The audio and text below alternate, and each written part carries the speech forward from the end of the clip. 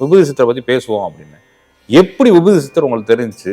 எப்படி நீங்கள் அங்கே போனீங்க? நம்மளுடைய 6 அறிவுக்கு அப்பாற்பட்ட ஒரு சித்தர் மகிமையில் இவர் இருக்கிறார் அப்படிங்கிறத என்னால் அந்த பரிபாஷை பேசும்போது தான் தெரிஞ்சது. பகவான் ஸ்ரீ கோடி சுவாமிகள் தான் என்னுடைய மூல குருநாதர், ஆதி குருநாதர், எல்லாமே சிவம். சாமிகிட்ட தொட்டு கும்பிட்டு எந்திரிக்கிறேன், வாக்கார் அப்படின்னு.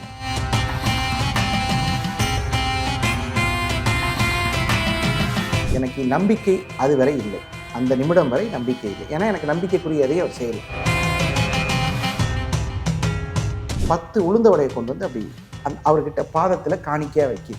இவர் என்ன பண்ணுறாருன்னு கேட்டிங்கன்னா, இந்த குப்பையில் தூக்கி எறிவோம்ல வடை, சரு சரு சரு தூக்கி எங்கெங்கேயோ வீசினார். எல்லார் கையிலையும் அந்த வடை, அந்த ஸ்பீடு என்னால் உணரவே முடியல. திடீர்னு ஒரு என்னாச்சு, எனக்கு காருக்குள்ளே இருந்த அந்த நோட் எடுத்துகிட்டு வந்து சாமிகிட்ட ஒரு ஆசீர்வாதம் வாங்கிக்கலாம் கொடுத்தேங்க. அப்படி கொடுக்குறேன், வாங்கினாரு. பேனா அப்படின்னாரு. ஒருத்தன் பேனா கொடுத்தான். ஏன்ட்ட பேனா இல்லை. பேனாவை எடுத்துங்க, இடது கையில் எழுதுறாரு, வலது கையில் எழுதுறாரு, எழுதிக்கிட்டே இருக்காரு.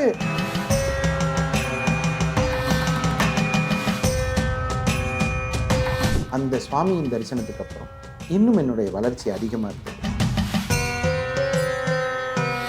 சுகமே சொல்லு ஐயா. ஐயா வணக்கம். வணக்கம் ஐயா. சமீபத்தில் உங்கள் சேனலில் நான் பார்த்தேன். சரிங்க.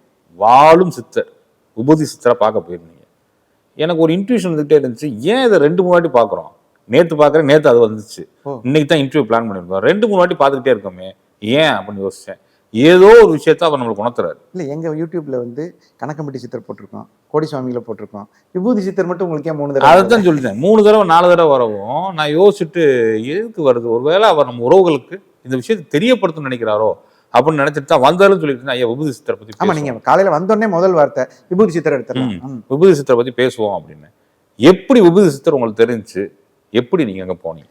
ஐயா, உங்களுக்கு ஏற்கனவே தெரியும், பகவான் ஸ்ரீ கோடி சுவாமிகள் தான் என்னுடைய மூல குருநாதர், ஆதி குருநாதர், எல்லாமே சிவம். அவர் தான் சிவம். உங்களுக்கும் பொள்ளாச்சிக்கு ஒரு பெரிய கனெக்ட் இருக்க போல தெரியும்.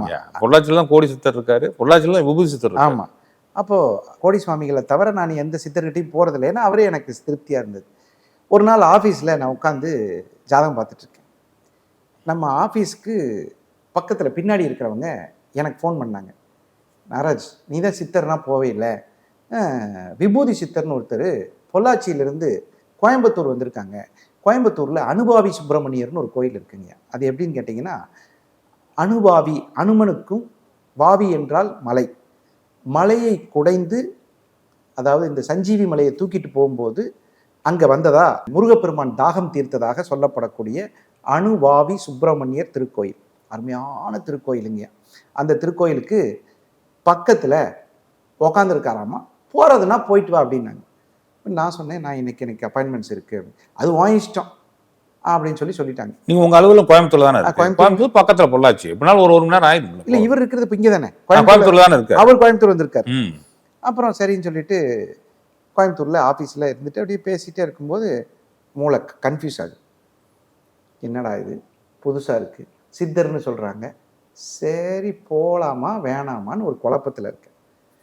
அப்போ குழப்பத்தில் இருக்கும்போது நம்ம கோடி சுவாமிகளை நேரடியாக பார்த்து 40 ஆண்டு காலம் உணவு கொடுத்தவர் கஞ்சித்துறைன்னு ஒருத்தர். அவர்கிட்ட ஃபோன் பண்ணி கேட்குறேன், ஐயா இந்த விபூதி சித்தர் எப்படி, நான் ஒரு 30 வருஷத்துக்கு முன்னாடி பார்த்தேன்ப்பா, என் வண்டியில் ஏறி வீட்டுக்கு போகலான்னு கிளம்பி வந்துட்டாரு, நீ போகிறதுனா போயிட்டு வானார்.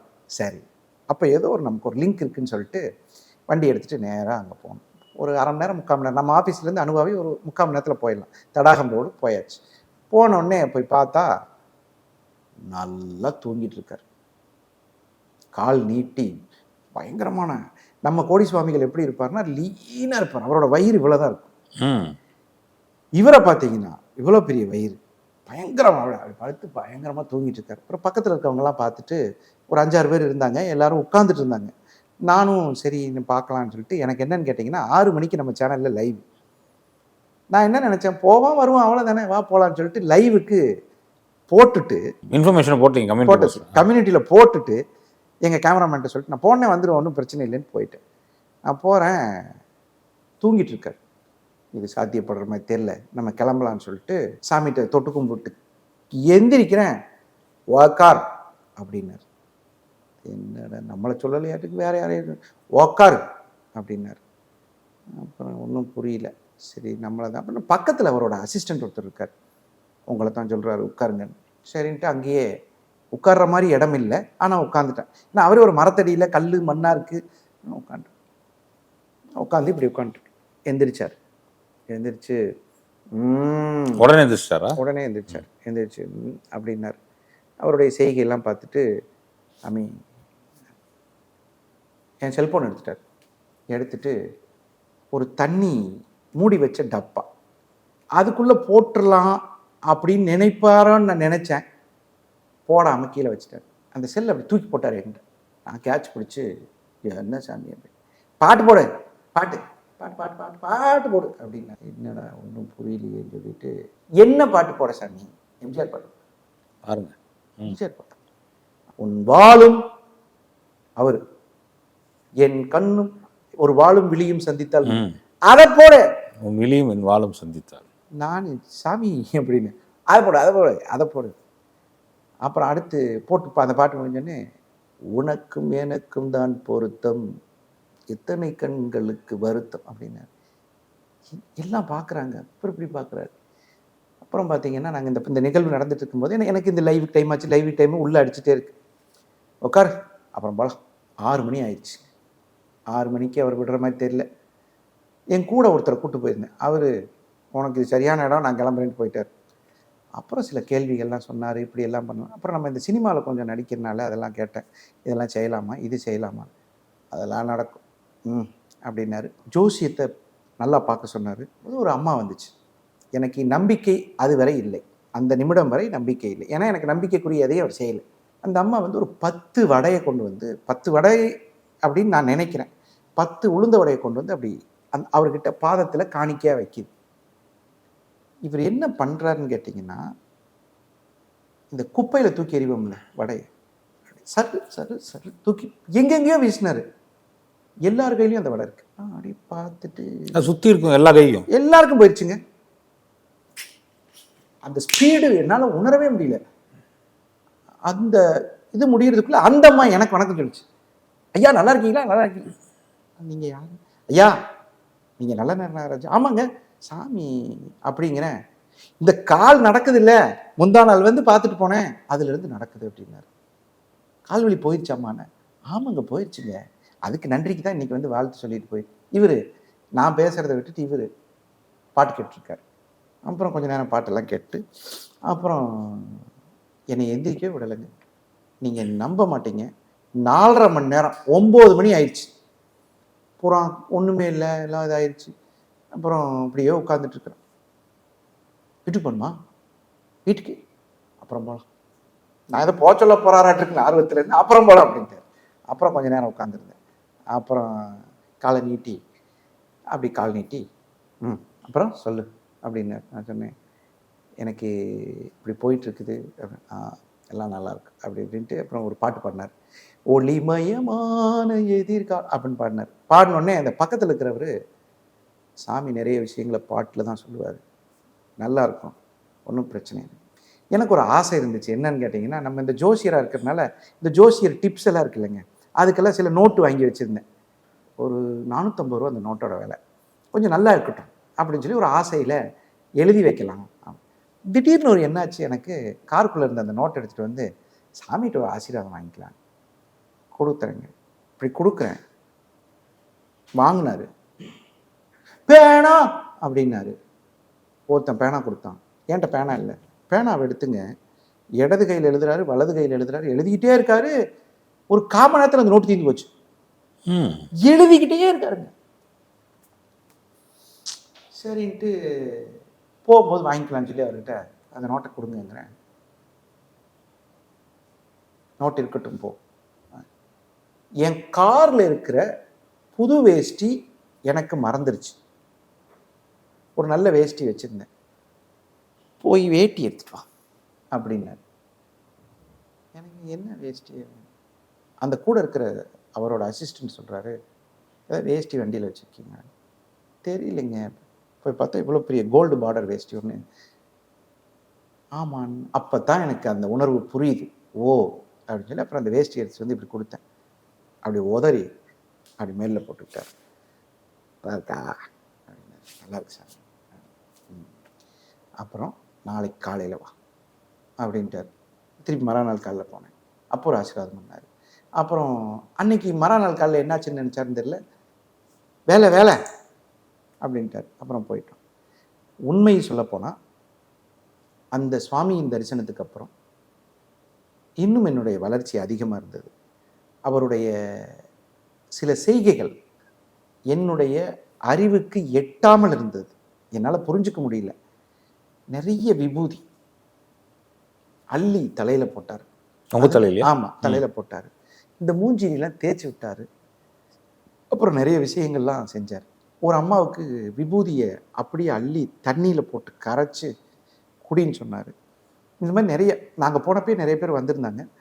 பட் இந்த அவர் எங்கே இருக்கார் அப்படின்னு கேட்டிங்கன்னா, பொள்ளாச்சி பக்கத்தில் சங்கம்பாளையம் அப்படிங்கிற இடத்துல இருக்கிறதா. அந்த இடத்துக்கு நான் போனதில்லை இது வரைக்கும்.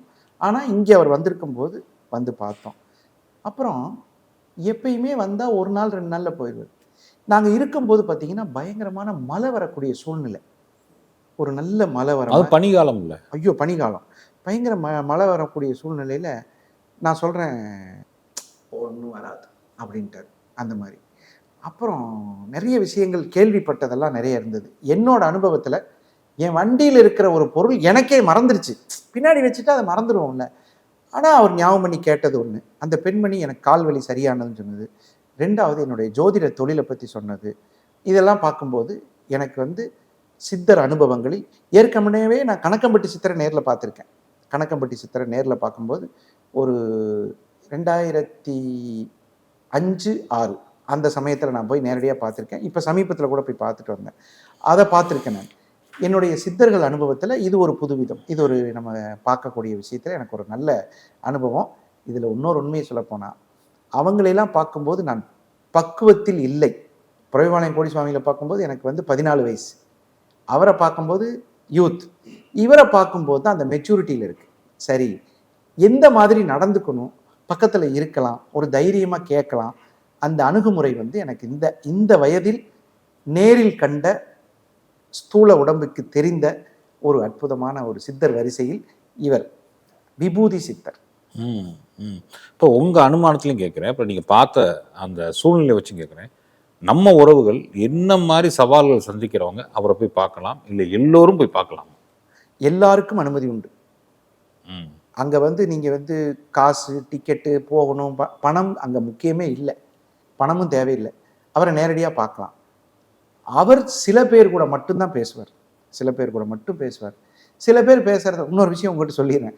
என்னுடைய நண்பர் ஒருத்தர் கல்யாணம் ஆகாமல் இருக்கார். அவரை கூப்பிட்டு, ஏன் இதனுக்கு போயிட்டு வாடான்னா 2 மணி நேரம் நின்றுட்டு இருக்கான். திரும்பி கூட பார்க்கல. வந்து என்கிட்ட சண்டைக்கு வரான். என்னப்பா எனக்கு ஒன்றுமே சொல்லலை அப்படின்னு. சரி, நீ எதாவது வாங்கிட்டு போனியா? நான் ஒன்றும் வாங்கிட்டு போகல. ஏதாவது பேசுனியா? 10 தடவை சொன்னேன், எனக்கு ஒரு வழிகாமிங்க ஒன்றுமே பதில் பேசுனேன். நான் சொன்னேன், சித்தர்கிட்டலாம் நம்ம போய் சண்டைக்கெல்லாம் போக முடியாது. அவங்க வந்து கூப்பிட்டாங்களான்னு கேட்பாங்க. அதனால் வந்து அது சொல்ல முடியாது. அவர்கள் கணிப்புகளை யாரும் கணிக்க முடியாது. அப்புறம் திடீர்னு பார்த்தீங்கன்னா தூங்கிடுவார். அதனால் நம்ம கணக்குகளை சொல்ல முடியாது. அதனால் என்னை பொறுத்தவரை போகலாம். அது அவரவர்கள் பிராப்தப்படி அவர்களுக்கு என்ன நிர்ணயிக்கப்பட்டுள்ளதோ அது மாதிரி தான். அந்த விபூதிங்கிறது ரொம்ப சக்தி வாய்ந்தது இல்லையா? அவர் வச்சிருக்கிறது முகத்தில் பூசின விபூதி தான் கொடுப்பாரா? அவர் உடம்பு பூரா விபூதி பூசிப்பார். சில பேர் வந்து வாங்கிட்டு போய் விபூதி கொடுப்பாங்க. சில பேருக்கு இப்படி அள்ளி தான் கொடுப்பார். விரல்களால் தான் விபூதி எடுத்து கொடுப்போம். நம்மளாம் அதான் பார்த்துருக்கோம், விரல்கள் போடுறது. இவர் இப்படி அள்ளுவர். அவர் அள்ளுறதே நமக்கு ஒரு இதாக இருக்கும். அதில் சில பேர் பயந்துட்டு நிற்பாங்க. இந்த விபூதியெல்லாம் நம்மளை சாப்பிட சொல்லிடுவாரோன்னு. திடீர்னு தண்ணியில் கரைச்சி கொடை அப்படின்ற எல்லா தண்ணியும். ஐயோ, நீங்கள் வேற, அது எப்படி சொல்கிறது, இந்த கையில் என்ன வச்சுருப்பாருன்னு தெரியாது. இவருக்கு தண்ணி பாட்டில் வச்சுருப்பாங்க, குண்டா வச்சுருப்பாங்க, அண்டா வச்சுருப்பாங்க, தட்டு வச்சுருப்பாங்க. அப்படி ஊற்றி கரைப்பார். உண்மையாக சொல்கிறேன், எனக்கே அந்த பயம் இருந்தது. இவர் வாட்டில் குடிக்க சொல்கிறாரு, நம்மளால் குடிக்க முடியாதுன்னு. ஆனால் எனக்கு அதெல்லாம் கொடுக்கல. ஒரு வடை கொடுத்தாரு, ஒரு பிஸ்கட் பாக்கெட் கொடுத்தாரு. அது கேட்ச் தான், அப்படி தூக்கி போட்டார். ஆனால் அந்த நிகழ்வு என்னை இன்னைக்கு வரைக்கும் நெகிழ வைச்ச நிகழ்வு. நாங்கள் 10 பேர் இருக்கோம். 10 பேர் கொடுத்துட்டு அவரும் சாப்பிட்டார். அப்புறம் நிறைய பேர் டீ வாங்கி தராங்க, நிறைய பேர் காஃபி வாங்கி தராங்க. அவர் எதையும் எடுக்கிறது இல்லை, எதுவும் எதிர்பார்க்கறதும் இல்லை. அப்புறம் மறாவது நாள் காலையில் நான் போகும்போது, காசு கொடு, காசு அப்படின்னாரு. என்கிட்ட 100 ரூபா இருந்தது. இப்போ ஜிபே வந்ததுனால பணம் எதுவும் வச்சு 100 ரூபா எதுக்கோ வச்சுட்டு போனேன். எதுக்கு இந்த அந்த 100 ரூபா எடுத்து கொடுத்தேன். அப்படி வாங்கி உள்ள வச்சுட்டாரு ஒரு சந்தோஷமா. இந்த பக்கத்தில் இருக்கார் இல்லையா அவர், அந்த அசிஸ்டண்ட், அது ஒரு சுபசகுனமா அவர் எனக்கு காமிச்சாரு. நான் என்னன்னு கேட்டேன், அது என்னன்னு எனக்கு தெரியல. அது மாதிரி சில விஷயங்கள் நடந்தது. அது இப்போ சமீபத்தில் நான் சந்திச்சதுனால. அப்புறம் இன்னொரு விஷயம் என்னன்னு கேட்டிங்கன்னா, அவர்கிட்ட கேட்டேன், இதை யூடியூப்பில் நான் போடலாமான்னு பெர்மிஷன் கேட்டேன். அப்போ ஒரு பாட்டு பாடினார், நல்லது தான் நடக்கும் அப்படின்னு ஒரு பாட்டு பாடினார். அப்புறம் உடனே அதை அப்படின்னா என்ன அர்த்தம்னு கேட்டேன். போட்டுக்கலான்னாரு. இப்படி சொன்னால் நான் போட முடியாது, நீங்கள் சொல்லுங்கள் நான் போடவா அப்படின்னு சொல்லி நேருக்கு நேருக்கு சொல்லுங்க அப்படின்னு. போடு போடு போடு அப்படின்னாரு. அப்புறம் தான் போட்டோம். போட்டதுக்கப்புறம் பார்த்தீங்கன்னா அது வியூவர்ஷிப்பும் நல்லா போச்சு. அப்புறம் அது ஏதோ ஒரு உணர்வுகளை வெளிப்படுத்துது அது அந்த விபூதி சித்தர். இல்லை, அதனால தான் சாமி கடந்த ஒரு 3 நாளாகவும் ஏதோ ஒரு விஷயத்த சொல்ல வருது. ஒருவேளை நம்மளுக்கா இல்லை உறவுகளுக்கான்னு தெரியல. நம்ம ஐயா வராரு, கேட்டுக்குவோம் அவர்கிட்ட. எத்தனை உறவுகளுக்கு அந்த பாக்கியம் இருக்கோ, அவர்னால தான் கர்மா தீரணும்னு சில உறவுகள் வெயிட் பண்ணிட்டு இருப்பாங்க. அவங்க பிராப்தம் எழுதியிருக்கும். அவங்கெல்லாம் அங்கே போய் அவங்க கர்மாவை தீர்த்துப்பாங்களே தீர்த்துக்குவாங்க அப்படின்னு அந்த யோசனையில தான் இது கேட்டுட்டோம். அது ஒன்று. இன்னொரு சின்ன விஷயம், சிரிப்பாகவும் இருக்கும், சிந்திக்கிற மாதிரியும் இருக்கும். ஒரு பசுமாடு அந்த இடத்துல வேக வேகமாக வருதுங்க. எல்லா மனிதர்களும் அந்த இடத்துல இருந்து வெளியே போயிட்டாங்க. இவர் அவர் வரல, உட்காந்துருக்காரு. இப்படித்தாங்க உட்காந்துருக்காரு. இப்படி வருது வேகமா. அவர் ஒன்று அதுக்கு ஒன்று அடிப்பா அப்படின்ட்டார். அது அப்படி போயிடுச்சுங்க. அந்த பரிபாசைன்னு சொல்லுவாங்க. ஒரு 6-7 பேர் உட்காந்துருக்காங்க. அந்த மாடு வேகமா எந்திரி எந்திரி மாடு மாடு அப்படிங்கிறாங்க. சாமியை சில பேர் பயப்படுத்துறாங்க. சாமி மாடு மாடு அப்படி போ. அங்கதான் எனக்கு அந்த அவருடைய இவர் சற்று மேலே நம்மளுடைய 6 அறிவுக்கு அப்பாற்பட்ட ஒரு சித்தர் மகிமையில் இவர் இருக்கிறார் அப்படிங்கிறத என்னால் அந்த பரிபாசை பேசும்போது தான் தெரிஞ்சது. நிச்சயமா. அப்போதான் அந்த உணர்வுலேருந்து நான் அந்த நம்பிக்கை உணர்வுக்குள்ளே தள்ளப்படுறேன். அப்புறம் எல்லாம் பேசிட்டு ஆசீர்வாதம் பண்ணிட்டு விபூதியெல்லாம் கொடுத்துட்டு நல்ல எனக்கு ஆசீர்வாதம்லாம் வணங்கினார். அதுக்கப்புறம் இடையில அடுத்து ஒரு தடவை போகலான்னு நினச்சேன், போக முடியல. அதுக்கப்புறம் இப்போ அவர் பொள்ளாச்சி போயிட்டார். அப்புறம் இப்போ இடையில ஒரு தடவை பொள்ளாச்சி போகும்போது பார்த்துட்டு வரலான்னு நினைக்கிறேன். நிச்சயமா சாமி, நிச்சயமா. நீங்கள் அவங்ககிட்ட கேட்டு அந்த லொக்கேஷன் அனுப்பிச்சிருங்க சாமி. பொள்ளாச்சியோட லொக்கேஷன் அனுப்பிச்சிருங்க. நம்ம ஷேர் பண்ணுவோம். கண்டிப்பாக. எந்த உறவுகளுக்கு நேரம் கிடைக்குதோ அந்த டயத்தில் அவங்க பார்க்க வரட்டும். யாரெல்லாம் அவங்களுக்கு அந்த பாக்கியம் இருக்கோ கண்டிப்பாக போயிட்டு வரட்டும். நிச்சயமா சாமி. நெஞ்சார்ந்த நன்றிகள் சாமி. சுகமே சொல்வேன்.